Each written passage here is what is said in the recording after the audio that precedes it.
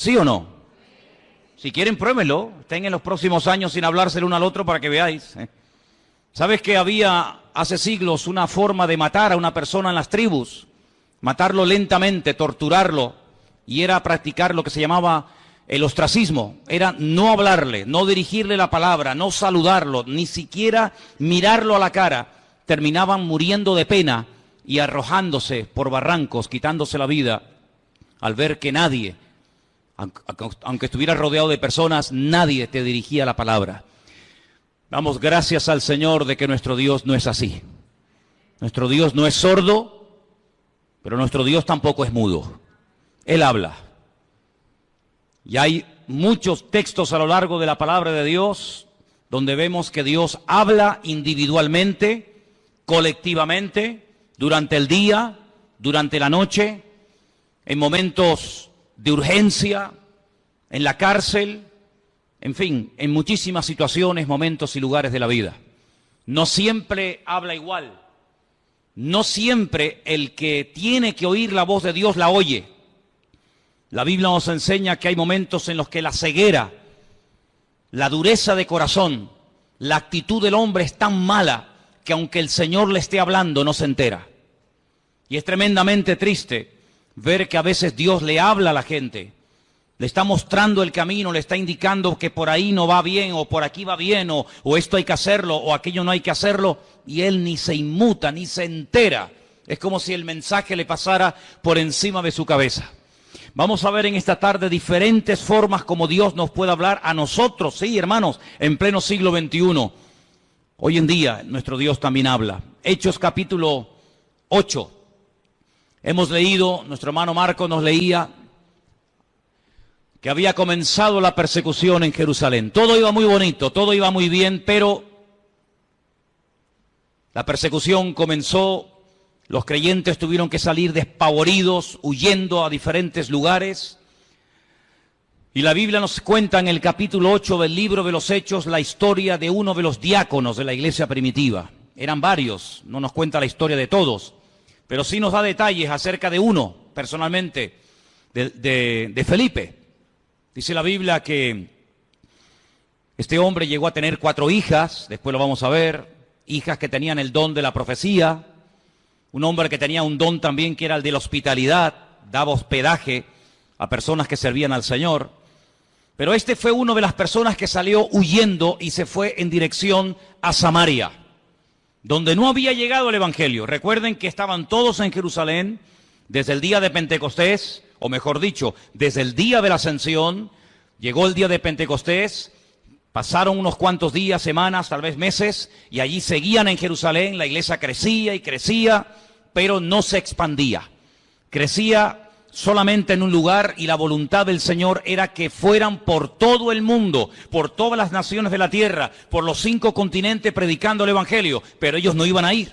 Estaban muy cómodos, muy bendecidos, estaban muy a gusto en Jerusalén, a pesar de que a veces había prohibiciones por parte de las autoridades religiosas, sobre todo, de que no predicaran el Evangelio, pero ellos allí estaban muy cómodos.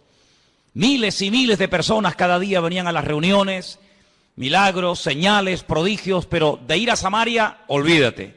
De salir de Israel, olvídate. El Señor tiene que permitir una persecución.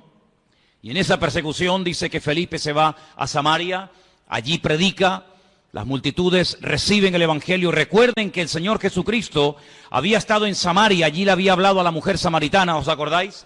Dice la Biblia que los samaritanos le pidieron que se quedara allí con ellos, es decir, que era gente muy receptiva. Pero los discípulos no tenían ninguna intención de llevar el Evangelio a Samaria, por muchos motivos. Pero estando en Samaria, en el versículo 26, capítulo 8 de Hechos, dice que un ángel le habló a Felipe. Fijaros el sistema que el Señor utiliza para hablarle a Felipe estando en Samaria. Un ángel. El Nuevo Testamento está lleno de ángeles que van y vienen llevando mensajes a personas. Y dice que un ángel le habló a Felipe y le da una orden concreta, muy clara de entender, y es la siguiente: levántate, ve hacia el sur. Él estaba en el centro del país, Samaria está en el centro. Dice, no, tienes que ir hacia el sur, por el camino que desciende de Jerusalén a Gaza, la famosa franja de Gaza. Allí. Es un camino que todavía hasta el día de hoy es un camino desierto, imagínense ustedes hace 2000 años. Entonces él se levantó y fue. Esto es muy fácil leerlo, ¿no? El Señor le habla a través de un ángel, lo deja todo y se marcha. Ya.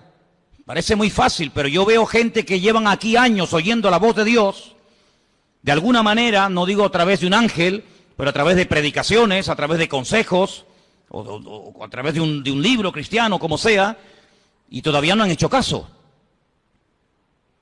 Sin embargo, Felipe no cuestiona, dice, pero ¿cómo me voy a ir yo a Samaria? ¿Y quién se queda al cargo de la obra? Yo he abierto esta obra, yo la estoy pastoreando, yo la estoy atendiendo, la gente es recién convertida, la gente es nueva. Aquí hay un mover de Dios tremendo. ¿Cómo me voy a ir yo de aquí? Y además, ¿a dónde? Me tendré que ir a un sitio mejor, ¿no? No, al desierto. No cuestiona la orden, no pone excusas, no dice yo no puedo, yo estoy demasiado liado ahora mismo, búscate a otro. Sino que dice que se levantó y se fue al desierto, en obediencia. Yo llamo a este hombre Felipe el obediente. Amén, hermanos. Felipe el obediente. No cuestiona, no duda, no pospone la orden, sino que dice, se levantó y se fue. Y sucedió, ahora sigue el resto de la historia diciéndonos, que un etíope, eunuco, funcionario de Candace, la reina de los etíopes, el cual estaba sobre todos sus tesoros y había venido a Jerusalén para adorar, volvía sentado en su carro leyendo al profeta Isaías. Ya había ido a Jerusalén, menudo viaje en carro, desde África, desde Etiopía hasta Jerusalén. Un viaje enorme. No fue en avión, no fue en tren, no fue en coche, fue montado en un carro que por muy cómodo que fuera, pues imagínate. Y ahora volvía. El objetivo por el cual había ido de Etiopía a Jerusalén era para adorar a Dios. Primero, él no iba a poder entrar en cualquier parte del templo. Primero, porque no era judío. Segundo, porque era eunuco. Y por otras muchas cosas más. Sin embargo, el hombre no se desanima por sus limitaciones, sino que va a Jerusalén. Y me llama la atención que dice que había llevado mucho dinero, todos sus tesoros. Claro, es que no le iba a resultar nada fácil que un rabino judío le vendiera nada más y nada menos que el rollo, el pergamino del profeta Isaías. Eso le habrá costado una auténtica fortuna. Venderle a un extranjero, a un no judío, el libro del profeta Isaías, eso costaba una fortuna. Pero él volvía y dice que venía leyendo. Luego tuvo que aprender a leer en hebreo, porque él como etíope no hablaba hebreo. Pero era tanto el interés, era tanto el anhelo que tenía este hombre de buscar a Dios, que tuvo que aprender, alguien le tuvo que enseñar a leer en hebreo y a entender lo que leía. Y no contento con haber ido a adorar al templo a Jerusalén, volvía aprovechando el tiempo, sentado en su carro leyendo al profeta Isaías. Y yo le doy de verdad infinitas gracias al Señor, porque el Señor le mostró, el Señor le inspiró a Lucas, que es el que escribe este relato, y nos cuenta qué trozo del libro de Isaías venía leyendo, nada más y nada menos que una parte del famoso capítulo 53 del libro de Isaías, que se titula Sufrimientos del siervo del Señor. Y el pasaje que leía era este, versículo 32. Como oveja a la muerte fue llevado, como cordero mudo delante del que lo trasquila, así no abrió su boca. En su humillación no se le hizo justicia. Mas su generación, ¿quién la contará? Porque fue quitada de la tierra su vida. Si yo pregunto en esta tarde, y por favor respondan, ¿de quién está hablando aquí el profeta Isaías? Del Señor Jesucristo. Todos los creyentes, por poco tiempo que lleven, al leer este texto, como cordero mudo fue llevado al matadero. En su humillación no se le hizo justicia. Su generación, ¿quién la contará? Automáticamente tú dices, está hablando de Cristo. Sin embargo, él no lo sabía. ¿Te das cuenta? ¿Te das cuenta cómo a veces tu conocimiento, por poco que sea, puede ser muchísimo en comparación con mucha gente que no sabe absolutamente nada de nada? Un pasaje tan claro, tan fácil, tan sencillo de entender. Este pobre hombre no sabía de quién estaba hablando. Y entonces fijaros en el verso 29, ahora no es otro ángel el que tiene que acercarse a Felipe, sino que ahora dice, el Espíritu le dice a Felipe, acércate y júntate a ese carro. Tal vez una voz interior, el Espíritu le habla claramente, el hombre se acerca, presta atención y mira cómo sabía Felipe que venía leyendo al profeta Isaías. Claro, hoy en día es muy fácil tener toda la Biblia debajo del brazo, toda la Torá, todos los profetas, todos los salmos, los evangelios, los libros proféticos, los libros poéticos. Es una maravilla, ¿sí o no? Es una maravilla poder llevar la Biblia, hermanos, y saber toda la historia, lo que Dios hizo en el Antiguo Testamento, lo que hizo en el Nuevo, lo que hará en el futuro, etcétera, etcétera. Conocer todos los detalles de la primera, de la segunda venida de Cristo, el descenso del Espíritu Santo, el arrebatamiento de la iglesia, la manifestación del anticristo. Es una maravilla tener todo en nuestras manos, pero ellos no tenían acceso a las Escrituras en aquellos tiempos. Tenían que aprendérselas de memoria. Y mira cómo Felipe no dice, ¿de quién estará leyendo? ¿Qué? Entendió perfectamente el pasaje, sabía que era un capítulo profético, un capítulo que hablaba de los sufrimientos del Mesías, y sabía que ese hombre, ese pasaje, era del profeta Isaías. Y entonces le hace una pregunta muy interesante. Versículo 30. ¿Entiendes lo que lees?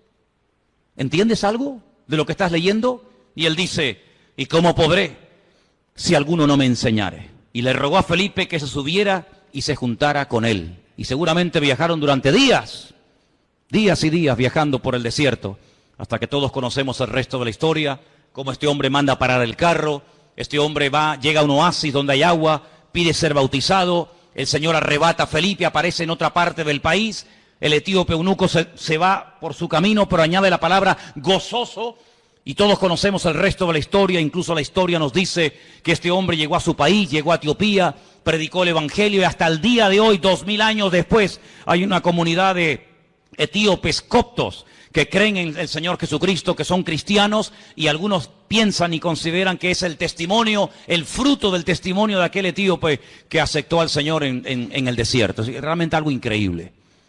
Ahora, yo lo que quiero destacar sobre todo en este pasaje son las dos formas como el Señor le habla a Felipe. Primero, versículo 26, a través de un ángel. Y la segunda forma en el versículo 29, a través del Espíritu, evidentemente a través del Espíritu Santo. Los ángeles aparecen tanto en el Antiguo como en el Nuevo Testamento. Y dicho sea de paso, por si no lo sabías, la primera persona en la Biblia que tiene un encuentro con un ángel es una mujer. Nada más y nada menos que Agar, una egipcia, la madre de Ismael, la madre de las naciones árabes. ¿Qué te parece? O el padre de las naciones árabes. Y así a lo largo de toda la Biblia encontramos ángeles que hablan a personas en momentos puntuales. Dice la Biblia que algunos a lo largo de la historia dieron hospedaje a ángeles pensando que eran personas. Y no se daban cuenta de que aunque comían y hablaban y respiraban y los podías tocar, lo que tenían delante de ellos eran auténticos ángeles. Y si no, miren el caso de Abraham, invitando a comer a ángeles, invitando a comer Lot, el sobrino de Abraham, a ángeles en su propia casa. Cómo los ángeles guiaban a los profetas en el Antiguo Testamento, cómo le indicaban por aquí sí, por aquí no, cómo un ángel le habló a María, cómo un ángel le habló a Daniel, cómo un ángel llegó a una cárcel y abrió la celda y sacó a Pedro de la cárcel. Y toda la Biblia está llena de manifestaciones de ángeles. Y dice la Biblia que son espíritus ministradores que están al servicio de los que han heredado la salvación, es decir, a nosotros. ¿Cuántos dicen amén? Y lo más grandioso de todo esto que dice que el ángel del Señor, el mensajero del Señor, acampa alrededor de los que le temen y los defiende. Bendito sea Dios. Pero también habla el Espíritu. Y hay 7 versículos en el Nuevo Testamento que son iguales, 7 versículos idénticos. El que tiene oídos para oír, oiga lo que el Espíritu dice a la iglesia. Están en las famosas cartas de Juan a las iglesias del Apocalipsis, ¿verdad? Allí al final de la Biblia.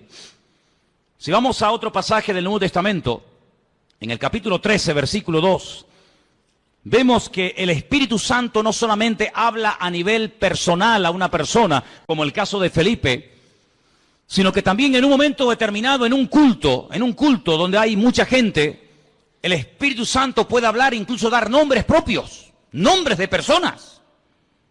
Sí, ya sé que esto es muy delicado, no se puede así por la vida, ¿verdad? Inventando cosas, pero el Espíritu, fíjense cómo se mueve aquí en el libro de los Hechos de una forma tremenda. Hechos capítulo 13, verso 1. Dice que había en la iglesia de Antioquía, en esa iglesia había profetas y maestros. Qué bonito, ¿no? Profetas y maestros. Y el nombre de estos profetas o maestros eran, pues uno era Bernabé, otro se llamaba Simón, otro era Lucio, otro era Manaén y otro era Saulo. Dice, ministrando estos al Señor y ayunando, dijo el Espíritu Santo, así claro, directo, contundente, apartadme a Bernabé y a Saulo para la obra a que los he llamado. Entonces, habiendo ayunado y orado, les impusieron las manos y los despidieron. Y ellos entonces, enviados por el Espíritu Santo, descendieron a Seleucía y de allí navegaron a Chipre. Es decir, el primer viaje misionero de la historia, primera pareja, primer grupo de personas, en este caso dos, Bernabé y Pablo, llamados específicamente en un culto público para la obra misionera, fue porque el Espíritu Santo habló a la iglesia. Y necesitamos como nunca antes que el Espíritu Santo hable a nuestras vidas y hable en nuestras congregaciones. ¿Cuántos dicen amén? Dos formas como Dios puede hablarnos y revelarnos su palabra a través de un ángel, pero cuidado, porque el apóstol Pablo, profundizando más en el tema, dice, si un ángel del cielo se os presenta y os predica otro evangelio diferente al que habéis recibido, al que habéis oído, tenerlo por anatema, tenerlo por maldito, porque no hay otro evangelio más que el que yo os he predicado. ¿Cuántos dicen amén? La Biblia nos enseña que en el mundo angelical se produjo una vez una auténtica rebelión, porque Dios no creó a los ángeles como robots, incapaces de rebelarse, sino que vemos que antes de la rebelión, antes de la caída y desobediencia del hombre, ya previamente algunos, no todos, algunos de los ángeles ya se habían rebelado en contra del Señor. Es un misterio si todavía se pueden seguir rebelando o no. Lo dejamos ahí en puntos suspensivos. Pero Dios los creó con la capacidad de rebelarse en contra del mismísimo Creador y en algunos casos lo hicieron. Y por otra parte, el Señor Jesucristo dijo que cuando Él se fuera, Él le rogaría al Padre para que enviara a otro Consolador para que estuviera con su pueblo para siempre. Dice, y Él tomará de lo mío y os lo hará saber. Él os recordará todo lo que yo os he dicho. Él os enseñará lo que ha de venir. Por lo tanto, la iglesia tiene que afinar los oídos para oír la voz del Espíritu Santo hablando a su corazón. ¿Cuántos dicen amén? Pero hay otras formas como Dios puede revelarnos su voluntad. Capítulo 9 de Hechos, un poquito más adelante. Capítulo 9 nos relata la conversión de Pablo. Es el único personaje que en 3 ocasiones diferentes en el mismo libro nos cuenta su testimonio. Capítulo 9, capítulo 22 y capítulo 26. Interesantísimo, ¿eh? Qué conversión tan espectacular tuvo que ser la de este hombre. Qué impacto tan grande produjo la conversión de Saulo, que no se cuenta una vez ni dos, sino 3. 3 ocasiones contando su testimonio en 3 lugares y circunstancias diferentes. En el capítulo 9, cuando el apóstol Pablo está recién, por así decirlo, impactado por el Señor, el versículo 10 dice, había entonces en Damasco un discípulo llamado Ananías, a quien el Señor le dijo en visión. Otra forma, el Señor le dijo en visión.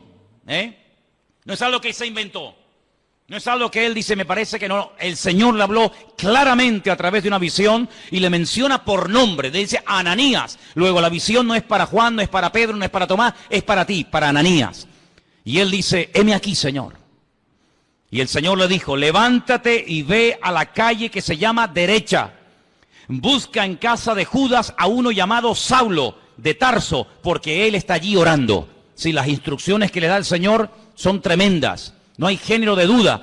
No puede ir a cualquier parte. Es a la calle llamada Derecha, a una casa cuyo dueño se llama Judas. Y tiene que orar por un hombre que se llama Saulo, que además ha nacido en una región, en una colonia romana que se llama Tarso, y que está allí orando. Madre mía, como para equivocarte, hijo. Ha visto en visión a un varón llamado Ananías, que entra y le pone la mano encima para que recobre la vista. Ya Pablo sabía que el que iba a orar por él, el que le iba a ministrar, se llamaba Ananías. Es interesante esto, ¿eh? Podríamos hablar mucho acerca de cómo incluso el que va a recibir oración ya sabe quién va a ir a orar, a imponerle las manos para que recobre la vista. Así que fue una visión lo que el Señor le permite tener a Ananías. Que el Señor sabía que estaba allí, que en cualquier momento podía utilizarlo como instrumento para ir a orar por una persona que a priori Ananías dice, pero Señor, es un peligro, yo me juego la vida si voy a orar por este hombre. Porque dice Ananías, verso 13, Señor, hemos oído de muchos acerca de este hombre. ¿Cuántos males ha hecho a tus santos en Jerusalén? Este hombre es peligroso. Este hombre no se anda con chiquitas. Y aún aquí tiene autoridad de los principales sacerdotes para aprender a todos los que invocan tu nombre. Y el Señor le da instrucciones y lo calma, ¿verdad? Y le dice, tranquilo, porque vas a orar por un hombre que va a ser un instrumento tremendo en mis manos. Este hombre va a llevar mi nombre en presencia de los gentiles y de reyes y de los hijos de Israel. Fíjate qué triple ministerio, porque yo le mostraré cuánto le es necesario padecer por mi nombre, medida por medida, como dice el refrán. Él ha hecho padecer a mis santos, yo le haré padecer a él. Así como él hizo padecer a los demás, también él experimentará en carne propia lo que sufre un creyente cuando es perseguido, cuando es calumniado, cuando es encarcelado, cuando es torturado. Así como él lo hizo a los demás, yo permitiré que se lo hagan a él, para que él sepa también lo que sufrieron aquellos que recibieron su justo trato, ¿verdad? Así que ya vamos por tres formas diferentes. Vimos en el verso 26 un ángel. En el verso 29, el Espíritu Santo hablándole a Felipe. Ahora en el capítulo 9 vemos al Señor hablándole a través de una visión a un discípulo llamado Ananías en la ciudad de Antioquía. Si vamos, por ejemplo, al capítulo 17 del libro de los Hechos, versículo 10, fijaros qué interesante esta porción. Hechos capítulo 17, versos 10 y 11. Inmediatamente los hermanos enviaron de noche a Pablo y a Silas hasta Berea. Ellos, habiendo llegado, entraron en la sinagoga de los judíos. Y estos eran más nobles que los que estaban en Tesalónica, pues recibieron la palabra con toda solicitud, escudriñando cada día las Escrituras para ver si estas cosas eran así. Así que creyeron muchos de ellos y mujeres griegas de distinción, dice aquí, y no pocos hombres.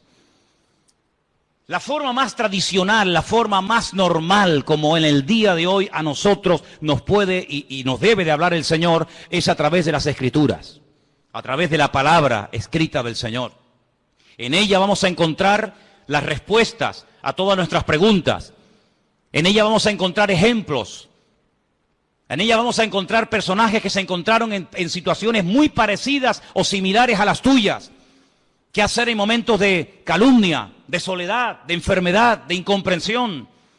¿Qué hacer cuando quiero agradar a Dios y me cuesta deshacerme de ciertas y determinadas ligaduras o obligaciones, entre comillas, que me impiden servir al Señor? En la Biblia vas a encontrar la respuesta a eso y a mucho más de lo que tú te puedes imaginar. Y por eso queda reflejado, queda plasmado en el libro de los Hechos que los hermanos de Berea eran personas, dice la Biblia, nobles, porque dice que cada día escudriñaban después del mensaje si lo que Pablo les acababa de enseñar era realmente así o no era así. Eso es como si ahora al terminar el culto, yo cojo y me voy a casa, y ustedes se reúnen aparte en este salón, o por varios grupos, y comienzan a debatir, comienzan a hablar entre ustedes diciendo, hermanos, pastor, esta tarde nos ha hablado de esto, ¿qué opinas?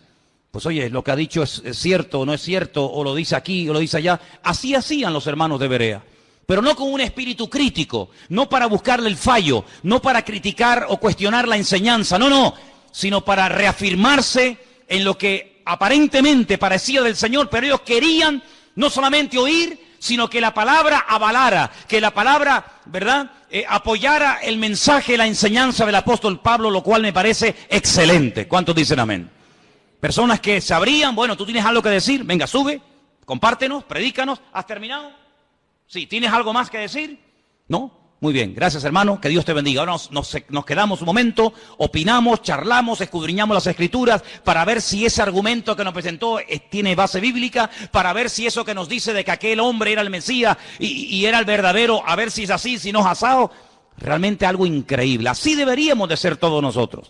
El apóstol Pablo le recomendaba a su hijo en la fe, a Timoteo, entre tanto que yo voy, ocúpate en la enseñanza, en la lectura y en la exhortación. Y le dice algo tremendo. La otra noche me desperté con ese texto y hasta sabía dónde estaba ese versículo que está en 2 de Timoteo 3:16. Toda la Escritura es inspirada por Dios. ¿Cuántos conocen ese versículo?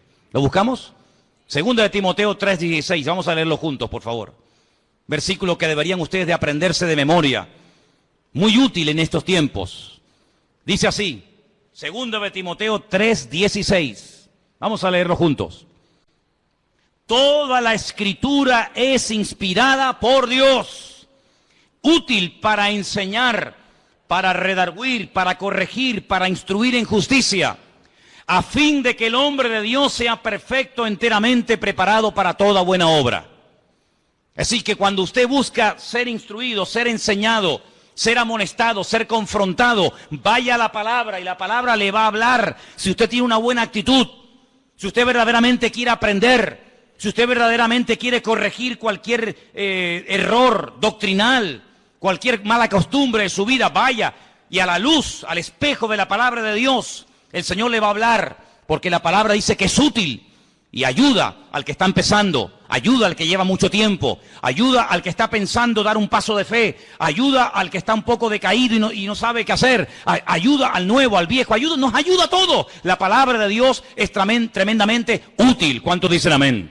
Y hay que escudriñarla. Jesús dijo, escudriñad, meteros en la palabra, estudiar la palabra, porque ellas son las que dan testimonio de mí. Me llama mucho la atención que cuando el Señor Jesucristo resucitó, en una de las apariciones, va caminando por un camino, llamado el famoso camino de Maús, y se acerca a dos personas que van desanimadas, van desilusionadas, porque ellos tenían una expectativa, ellos tenían la confianza de que el Señor Jesucristo era el verdadero Mesías, y como no se han cumplido aparentemente sus expectativas, van tristes, cabizbajos, van caminando, debatiendo entre ellos, y de repente se aparece el Señor y se une a la conversación. Permítame leerles en Lucas 24, a partir del versículo 21. Presten atención porque de verdad que es una porción tan interesante, tan edificante. ¿Qué hizo el Señor para levantar el ánimo? ¿Qué hizo el Señor para quitar la tristeza, la desilusión de los corazones de estos dos hombres sinceros que esperaban algo que aparentemente no se cumplió? Veamos. Lucas 24, versículo 21. Nosotros esperábamos que Él era el que había de redimir a Israel.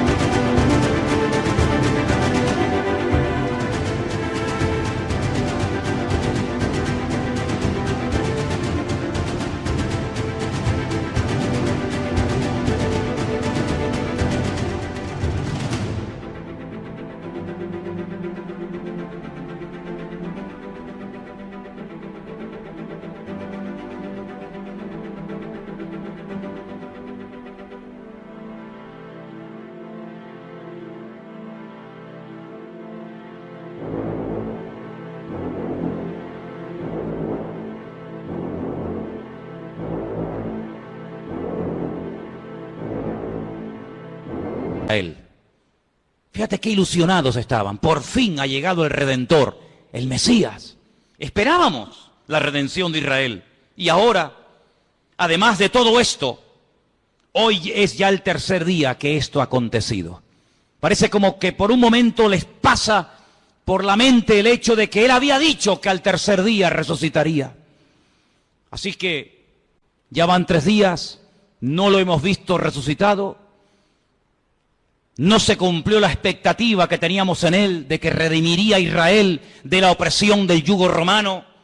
Volvería a ser instaurada la monarquía. Un descendiente de la casa del rey David nos traería la libertad. Por lo tanto, todas nuestras ilusiones y nuestros sueños se han venido abajo, se han roto. Versículo 22 dice, aunque también nos han asombrado unas mujeres de entre nosotros, las que antes del día fueron al sepulcro, y como no hallaron su cuerpo, vinieron diciendo que también habían visto visión de ángeles, quienes les dijeron que Él vive.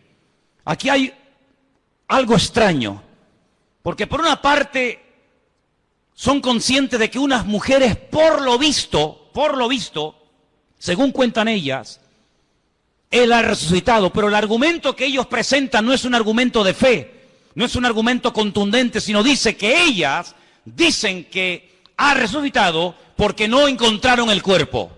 Pero no dicen, no, Él ha resucitado, sino que simplemente se agarran al comentario de decir, bueno, dicen que ha resucitado porque no encontraron el cuerpo, pero vete tú a saber. No están muy convencidos de que aquel testimonio era correcto. Además, perdonen las hermanas, en los tiempos de la Biblia, los testimonios de las mujeres no tenían ningún valor. Una mujer daba testimonio de que había visto un crimen, un asesinato o cualquier otra cosa, y no era válido el testimonio de una mujer. Por lo tanto, unas mujeres de entre nosotros, supuestamente de buen testimonio, de confianza, han venido con este comentario, pero entonces dice que algunos fueron de los nuestros al sepulcro y hallaron así como las mujeres habían dicho, pero a Él no le vieron. ¿Pero cómo le van a ver si ha resucitado? Si te quedarías más tranquilo saber que algunos de los nuestros fueron al sepulcro y lo vieron allí, entonces ¿qué testimonio hay en eso? Algunos de los nuestros fueron a comprobar si verdaderamente había resucitado y cuando llegaron allí no lo vieron. Pues ¿te parece poco testimonio? Es que ese es el gran testimonio. Es cuando hemos ido a Jerusalén y nos metemos dentro del sepulcro y algunos hermanos, no siempre, pero algunos me preguntan, dicen, hoy una pregunta ahí, ¿y qué hemos venido a ver aquí? Digo, aquí, nada. Aquí hemos venido a ver una cueva vacía, una tumba vacía. Este es el gran testimonio. Si viniéramos aquí y viéramos que está ocupada, te aseguro que yo no hubiera venido aquí tantas veces. Pero lo grandioso de nosotros es que vamos a Jerusalén y vemos una tumba que está totalmente vacía y se puede visitar. ¿Cuántos dicen amén? Si estuviera ocupada, pues menuda ruina. Vana sería nuestra fe, dice la Biblia. Ahora escucha bien esto. Esto es tremendo. Entonces Él les dijo, ahora habla el Señor, hasta ahora han hablado ellos, ahora va a hablar el Señor y les dice, oh insensatos y tardos de corazón para creer todo lo que los profetas han dicho. Tardos de corazón, ¿por qué os cuesta tanto creer? Eso significa tardos de corazón. ¿Por qué tardáis tanto en creer? Una pregunta, ¿hay alguno entre nosotros que sea tardo de corazón? ¿Alguien que le cueste creer? Has oído el testimonio de fulanito, has visto la vida cambiada de no sé quién, has oído el milagro del tal, has escuchado al pastor predicar, has escuchado el otro día a otro chico predicando, has ido a una iglesia por aquí, has ido a una iglesia por allá, pero todavía no estás convencido. Eso se llama ser tardo de corazón. No tenemos que ser tardos de corazón, tenemos que estar abiertos a creer lo que hay que creer y a rechazar lo que no hay que creer, hermano. ¿Cuántos dicen amén? Hay gente que lee el periódico y todo lo que leen se lo creen. Tienen una fe impresionante en el periódico. O ven un programa de televisión y se creen todo lo que los que han estado en esa tertulia acaban de decir. Pero después cuando leen la Biblia, la dudan y la cuestionan. O sea, en el periódico no hay que tener fe. Donde hay que tener fe es en la palabra de Dios. ¿Cuántos dicen amén? No, es que el periodista el otro día dijo que no sé qué. Pero bueno, ¿el periodista quién es? ¿Es algún profeta? Me dice, tardos de corazón.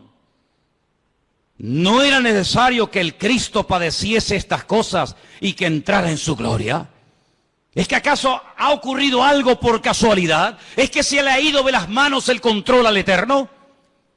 ¿No era necesario que ocurriera todo esto? Su muerte, su crucifixión, su rechazo, su resurrección. ¿Era necesario todo esto? Todo ha salido perfecto. Todo ha salido perfecto. Es que Pilato podía haberle librado de la muerte, pero gloria a Dios que no lo libró, aunque suene fuerte, ¿sí o no? Gloria a Dios que no dijo, pues no, yo aquí mando. Yo soy el gobernador y os vais todos para casa. Yo a este hombre lo encuentro inocente y lo perdono. Venga, Jesús, vete para casa. Menuda ruina. Yo doy gloria a Dios que Pilato, a pesar de que sabía que era un hombre justo e inocente, lo mandó a crucificar. ¿Tú no? Yo me alegro muchísimo de que nada ni nadie pudo librar de la muerte al Señor. Nada ni nadie. Yo lo doy gracias al Señor de que aguantó la tentación de no bajarse de la cruz cuando le decían, si eres el Hijo de Dios, bájate y demuéstralo. Él podía haber dicho, pues mira, te lo voy a demostrar, hombre. Ya me tenéis hasta las narices. Pero yo doy gracias al Señor de que no se bajó. Yo doy gracias al Señor que se murió y que murió como tenía que morir. Y también doy gracias al Señor porque todas las profecías que estaban escritas acerca de Él se cumplieron perfectamente. Y por eso Él les dice, todo esto era necesario. Y comenzando desde Moisés, desde la Torá, el Pentateuco, siguiendo por todos los profetas, Isaías, Jeremías, Habacuc, Sofonías, Abdías, Malaquías, etcétera, etcétera, etcétera, les declaraba en todas las escrituras lo que de él decían. Aquí menciona a Moisés, la Torá, menciona a los profetas y menciona las escrituras. Y con esas tres palabras en hebreo forman la palabra Tanaj. Así se llama el Antiguo Testamento en hebreo, Tanaj, que es la unión de la Torá, de los Neviín y de los Ketubín, de los profetas, de los escritos y de la ley de Moisés, la Torá.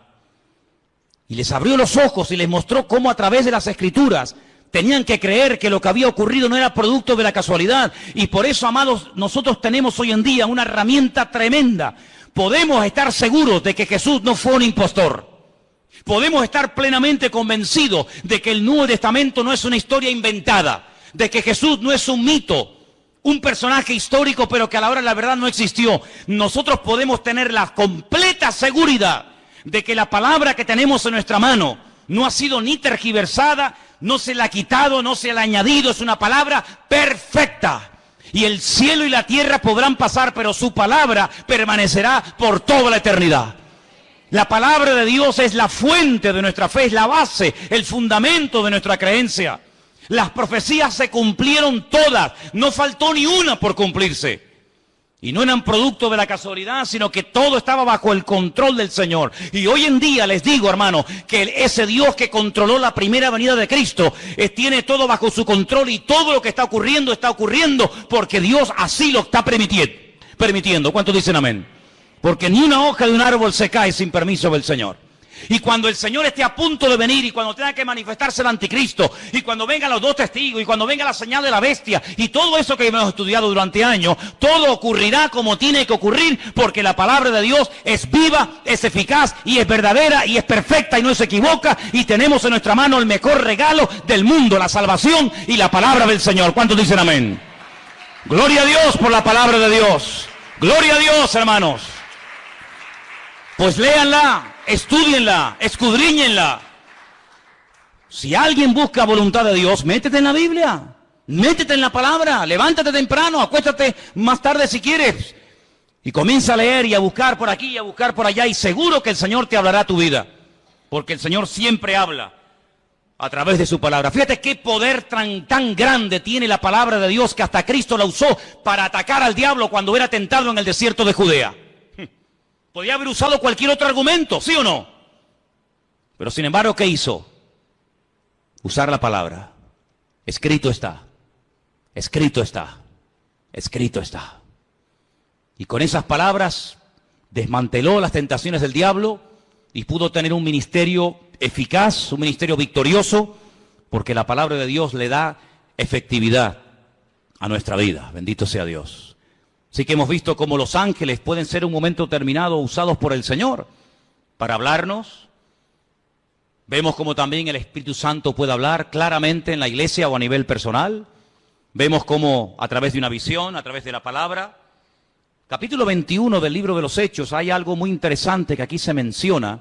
Y aparece un personaje poco conocido poco conocido, pero que trae un mensaje muy interesante. Estamos en el libro de los Hechos, capítulo 21, versículos del 8 en adelante. La intención de Pablo es ir a Jerusalén. Él está de visita en la casa de Felipe. Volvemos otra vez a mencionar a Felipe, aquel que le testificó al etíope eunuco en el desierto, ¿os acordáis? Ahora está viviendo en Cesarea. Se menciona no el nombre de su esposa, pero sí nos dice la Biblia que tenía 4 hijas que eran profetisas, eran doncellas. Vamos a leer. Hechos capítulo 21, verso 8. Al otro día, saliendo Pablo y los que con él estábamos, fuimos a Cesarea, y entrando en casa de Felipe, el evangelista, ya no es el diácono, ahora ya tiene un título, ahora ya se le reconoce que tiene un ministerio, y es el de evangelista. Dice que era uno de los 7, posamos con él. Este tenía 4 hijas doncellas.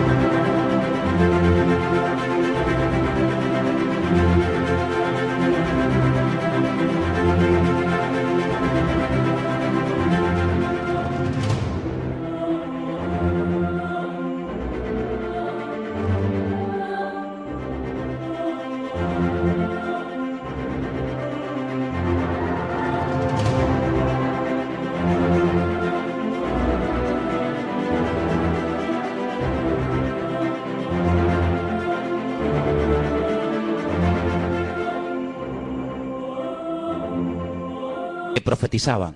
Qué bonito, ¿no? 4 hijas doncellas que profetizaban. Pero a Pablo no le dijeron nada. Es interesante, ¿eh? 4 hijas doncellas que profetizaban, pero a Pablo no le comunicaron absolutamente nada. Tiene que venir un varón, versículo 10, permaneciendo nosotros allí algunos días, descendió de Judea un profeta llamado Agabo. No hay ningún libro en la Biblia, libro del profeta Agabo. Pero era un profeta, eso lo dice la Biblia. Y dice que vino a vernos, tomó el cinturón, el cinto de Pablo, se ató los pies y las manos y dijo, esto dice el Espíritu Santo. Agárrate. Así atarán los judíos en Jerusalén al varón de quien es este cinto, y le entregarán en manos de los gentiles. Tremendo, ¿eh? Si el Señor le está advirtiendo, no prohibiendo, que es muy diferente, ¿eh? Una cosa es que Dios te advierta de un peligro, y otra cosa es que Dios te prohíba hacer o decir o ir a un determinado lugar.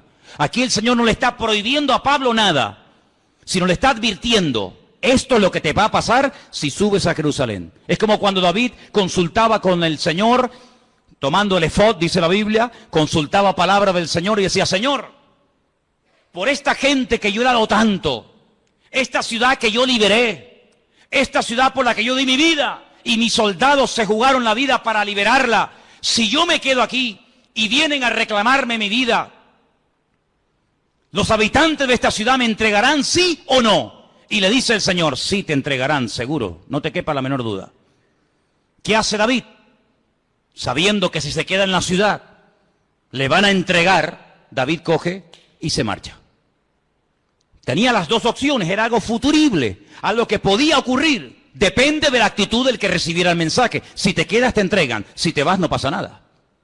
En este caso, Agabo, este profeta que viene de Judea, le dice al apóstol Pablo, mira, así como yo me estoy amarrando con tu cinturón, es un mensaje objetivo para que lo entiendas.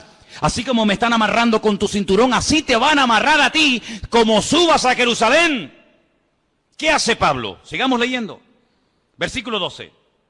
Al oír esto, le rogamos nosotros y los de aquel lugar que no subiese a Jerusalén. Entonces Pablo respondió, y miren lo que dice: ¿qué hacéis llorando y quebrantándome el corazón? Porque yo estoy dispuesto no solo a ser atado, mas aún a morir en Jerusalén por el nombre del Señor Jesús. Tremendo, ¿eh? Como no le pudimos persuadir, desistimos diciendo: hágase la voluntad del Señor. A veces le decimos a una persona: no hagas esto, no hagas tal, no hagas cual. Pero en resumidas cuentas, lo que tenemos que orar es: Señor, que se haga tu voluntad en la vida de esta persona. Obligar a una persona a hacer algo que en el fondo no quiere hacer no sirve de nada, porque en cuanto te dé la espalda lo va a hacer. Señor, yo ya le he hablado, Señor, yo ya le he dicho lo que hay, lo que le puede pasar, pero que se haga tu voluntad, porque yo no soy Dios. Haz tú la obra en este hombre o en esta persona. ¿Cuántos dicen amén? Tú sabes lo que te va a pasar. Te van a atar, te van a meter mano, lo vas a pasar mal. Te pedimos, por favor, hermano, que no subas. Yo no sé, y permítame dar una opinión personal, yo no sé si Pablo se equivocó. Yo no sé si Pablo tenía que haber sido más precavido y podía haber dicho: bueno, pues, ¿qué necesidad tengo yo de subir a Jerusalén? Voy a seguir predicando en otros lugares. Yo no sé si Pablo pecó de imprudente. Lo que está bien claro es que Pablo no tenía la prohibición de no subir. Si el Espíritu le hubiera dicho que no subiera, Pablo no hubiera subido, te lo puedo asegurar. Porque Pablo era un obediente a la voz del Señor. Había momentos en los que Pablo quería ir a predicar a un lugar, y el Espíritu se lo prohibía y Pablo no insistía. Pablo decía: bueno, pues si no quiere el Señor, no voy, y punto. Había momentos en los que Pablo se dejaba descolgar en un canasto por un muro para salir huyendo, porque él entendía que era el momento de huir, pero hay momentos en los que es el momento de quedarse. Y Pablo entendió que tenía que subir a Jerusalén a pesar de lo que le han advertido que le va a pasar. Luego, aquí hay un mensaje profético personal en la vida de Pablo, que Pablo lo tiene en cuenta, pero por encima de esa palabra profética, por encima de esa palabra de advertencia, diríamos más bien, el apóstol Pablo decide subir y todos conocemos el resto de la historia. La vida de Pablo dio un giro total y absoluto a raíz de esa decisión de subir a Jerusalén. Sabemos todos, en fin, todo lo que se le vino encima. Dios puede hablar también, ¿cómo no?, a través de palabras proféticas, sí, claro que sí. Pero Pablo, por encima de la palabra profética, y este era un profeta verdadero y genuino, por encima de esa palabra, pone el sentir de su corazón y su relación con Dios, y el argumento que presenta es este: no me estéis lloriqueando ni quebrantándome el corazón, porque quiero dejar bien claro que no solamente estoy dispuesto a que me aten y me torturen, sino estoy dispuesto incluso a dar mi vida, si hace falta, por la causa del Evangelio y por mi Señor Jesús. Lo tenía clarísimo en su vida. Así que hemos visto cómo los ángeles, el Espíritu Santo, a través de una visión, el Señor también con voz audible, como no, a través de profecías, pero también hemos visto muchas veces en la palabra de Dios que Dios habla a través de sueños, ¿sí o no? Muchas veces. El caso de José, el caso del otro José, el del Nuevo Testamento, que dice la Biblia que el Señor le habló en un sueño, que tenía que aceptar a su mujer, que no la había engañado, que no le había mentido, ¿verdad? Hay momentos en la Biblia en los que Dios habla a través de sueños. La Biblia dice que una de las señales de los últimos tiempos es que los ancianos tendrán sueños y los jóvenes tendrán visiones. Lo dice el profeta Joel en el capítulo 2. Los jóvenes tendrán visiones y los ancianos soñarán sueños. Y si quieres saber si eres joven o anciano, pues mira a ver qué estás. O estás teniendo visiones o estás teniendo sueños. Y ahí ya sabes por dónde van los tiros, ¿no? Pero dicho sea de paso, lo más importante de todo esto es siempre lo que la palabra de Dios termina como conclusión diciéndonos. Podemos tener sueños, podemos tener visiones, podemos tener un sentir. Alguien nos pudo decir por ahí no sé qué cosa, pero no te olvides que el Señor hoy en día, como habla a su pueblo y a su iglesia, es a través de su santa y bendita palabra. ¿Cuántos dicen amén? Es a través de la palabra de Dios que sabemos lo que tenemos que hacer. Y quiero terminar leyendo en Hechos capítulo 1. Hechos capítulo 1, para que veáis cómo hay un texto que en aquellos días de espera, desde la ascensión de Cristo hasta que llega el día de Pentecostés, ellos están estudiando la palabra, ellos están analizando las Escrituras y llegan a un texto que dice lo siguiente, Hechos capítulo 1, versículo 20. Hechos 1, versículo 20. Esta palabra que vamos a leer, ellos la leyeron del Salmo 69. Salmo 69 dice así, está escrito en el libro de los Salmos, sea hecha desierta su habitación y no haya quien more en ella. Tome otro su oficio y tome otro su oficio. Ellos interpretaron por este versículo del Salmo 69, repito, ellos interpretaron que había quedado un vacío cuando Judas, uno de los discípulos, se ahorcó y se quitó la vida. Ellos entendieron que según este salmo había que nombrar a otros. Ahora, cuidado, ellos recurren a la palabra, ellos saben que el Salmo 69 dice que, da a entender indirectamente que Judas se suicidaría, que Judas se quitaría de medio, que otro tendría que ocupar su lugar, pero interpretan mal la palabra. Ellos hacen una votación, ellos dicen, bueno, fulanito o menganito. Dice que echaron suertes, la suerte cayó sobre un discípulo fiel que había estado con ellos desde el principio, llamado Matías. Ellos deciden que Matías sea el que ocupe el lugar de Judas, el que se ha ahorcado, pero nosotros sabemos, por la historia bíblica, que así no se mueve el Señor. Hemos visto cómo Dios habla por sueños, por visiones, por profecías, por la palabra, el Espíritu Santo, pero nunca a través de la suerte. Nunca a través de echar suertes. ¿Será fulano? ¿Será mengano? No. Ese sistema es un sistema humano, no es un sistema divino. Y aquí de lo que se trata no es de adaptar, no es de utilizar los sistemas humanos para saber la voluntad de Dios, sino de descubrir los sistemas de Dios para hablarle a los seres humanos. ¿Cuántos dicen amén? Sí, Dios suplirá todas vuestras necesidades. ¿Quién suplirá nuestras necesidades? Dios. ¿Qué dice Filipenses 4:19? ¿Alguien lo sabe de memoria? ¿Alguien sabe Filipenses 4:19 de memoria? Mi Dios, pues, suplirá todas vuestras necesidades conforme a su riqueza en gloria en Cristo Jesús. Mi Dios suplirá. ¿Quién suplirá las necesidades de un pastor? ¿Quién? ¿Quién suplirá las necesidades tuyas como oveja? ¿Quién suple las necesidades de la iglesia? Mi Dios. ¿Sí o no? Dígalo fuerte. Mi Dios suplirá mis necesidades. Pero vamos a comprar la lotería por si acaso. Vamos a ver. Usted ha dicho ahora mismo, literalmente, la promesa del Señor en Filipenses 4:19. ¿Para qué compra entonces la 11? ¿Para qué hace la quiniela? ¿Para qué juega los juegos de azar? Bueno, mi Dios, usted ha dicho que mi Dios suplirá mis necesidades, ¿sí o no? Pues si es mi Dios, que lo haga Dios. No le eche una mano a Dios. No dice la palabra que otro tomará su oficio, ¿sí? No dice la palabra que la casa de Judas quedaría desierta, que el hueco quedaría porque él mismo se quitó de en medio, ¿sí? Pues que Dios lo llene. Si Dios nos nombró a nosotros, ¿a ti quién te nombró, Juan? ¿A ti quién te llamó, Pedro? ¿A ti quién te llamó, Tomás? ¿Y a ti, Juan? ¿Y a ti, Bartolomé? ¿Y a ti, Mateo? ¿Quién te llamó a ti? A mí me llamó el Señor. Dice que estuvo toda la noche orando, ¿sí o no? ¿Os acordáis?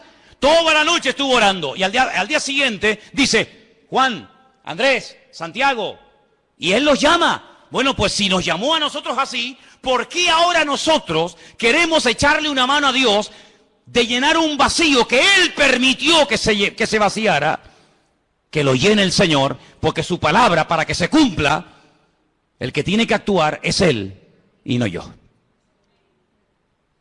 Entonces ustedes tienen que madurar y tienen que crecer para daros cuenta de que no puede haber incongruencias con la fe. No se pueden mezclar sistemas divinos con sistemas humanos. Dios habla por sueños. Amén. Gloria a Dios. Nadie cuestiona eso, hermano. Dios habla por ángeles. Amén. Dios habla por profecías. Dios habla por su palabra. El Espíritu Santo habla. Amén. ¿Te parecen pocas formas? ¿Te parecen pocos sistemas? que falta alguno más, que te tienes que inventar un nuevo sistema para que Dios te hable. No te tienes que inventar nada, tienes que amoldarte a los sistemas bíblicos. ¿Estás buscando la voluntad de Dios? Gloria a Dios, me parece estupendo. Pero no es Tim Marín de Dos Pingües, Cucaramaca, Titirifue. No, no es eso. Señor, háblame. Y el Señor te puede hablar esta noche. El Señor te puede hablar en una profecía, a través de un mensaje, a través de un ángel. Claro, ¿cómo no te va a poder hablar el Señor si el Señor no ha cambiado?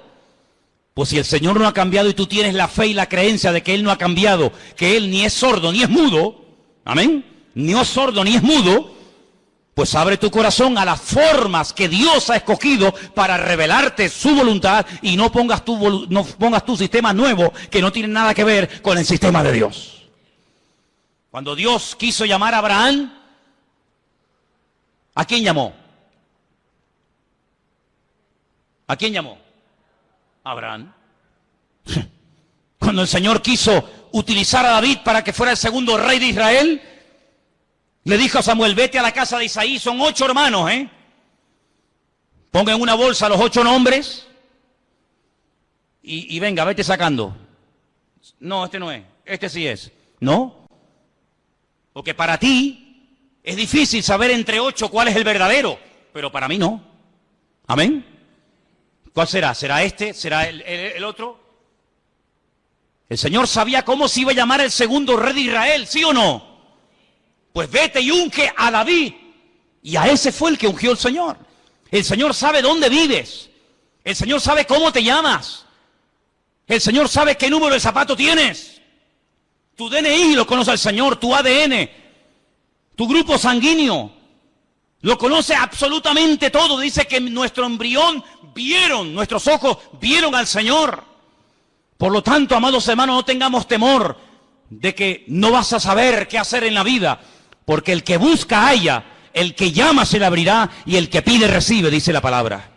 Lo que hay es que buscarle de corazón, lo que hay es que buscarle de verdad. Pero ahora te digo lo siguiente, si tú lo buscas de verdad, si tú le pides, Señor, háblame, si tú le pides, Señor, guíame, si tú le pides, Señor, úsame, si tú le dices, Señor, cuenta conmigo, cuidado porque Dios te va a tomar la palabra. Y cuando Dios te hable, ya no tienes excusa. Cuando Dios te diga, sí, úsame, pues venga, ahora la obra. Ay, pero espera, no. Tú me dijiste que te usara y yo te quiero usar y tú me estás poniendo pega. Ahora no, mañana y espérate que no sé qué y espérate que no sé cuánto. No hagas un plan paralelo. Tú tienes que adaptarte al plan y al diseño y al propósito de Dios para tu vida y no tener tú un plan paralelo y de vez en cuando te metes en el plan de Dios y de vez en cuando quieras que Él se meta en el tuyo. No, hay solamente una línea y es la línea que Dios te marca, no la que tú te estás inventando a tu manera. El Señor dice, encomienda al Señor tu camino. Confía en Él. Y Él hará. Eso es lo que dice la Biblia. No hay otra forma, no hay otra manera, no hay ningún atajo, sino que siempre hay el mismo precio a pagar. Sinceridad, perseverancia, constancia. Y el Señor es galardonador de los que le buscan. Si tú estás buscando palabra de Dios para tu familia, para tu matrimonio, para tus estudios, para tu presente o para tu futuro, si estás buscando palabra de Dios, no que Dios te bendiga tus planes, porque Dios no tiene ninguna obligación de bendecir tus proyectos, Eso es lo que a lo mejor alguien te enseñó, pero yo no te lo enseñaré nunca. Dios no tiene ninguna obligación de avalar y de apoyar tus negocios, tus proyectos, tus ideas, tus planes, tus anhelos y tus sueños de la vida. No, te equivocas. Dios bendice lo que es de Él, lo que Él manda que se haga, lo que Él manda que se ejecute. Eso es lo que Él bendice y prospera y respalda y sostiene. Lo demás no tiene nada que ver con sus sueños. Cierra tus ojos en esta tarde, allí donde estás. Yo te he enseñado. Dios habla a través de ángeles. Dios habla a través de su Espíritu Santo. Dios habla a través de visiones. El Señor habla con voz audible, personalmente, a través de su bendita palabra, a través de palabra profética, a través de sueños.